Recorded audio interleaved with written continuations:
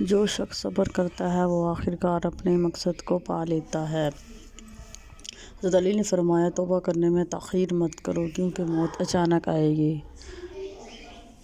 حضرت علی نے فرمایا، کبھی نہ گرنا کمال نہیں ہے مگر گر کے سنبھل جانا کمال ہے۔ حضرت علی نے فرمایا، جھوٹ بول کر جیتنے سے اچھا ہے تم سچ بول کر ہار جاؤ۔ حضرت علی نے فرمایا، تیرا نفس تجھ سے وہی کام کروائے گا جس کے ساتھ تو نے اسے مانوس بنایا ہے۔ حضرت علی نے فرمایا، صبر کی دو صورتیں ہیں، جو ناپسند ہو اسے برداشت کرنا اور جو پسند ہو اس کا انتظار کرنا۔ حضرت علی نے فرمایا، نماز کی فکر اپنے اوپر فرض کر لو، خدا کی قسم دنیا کی فکر سے آزاد ہو جاؤ گے اور کامیابی تمہارے قدم چومے گی۔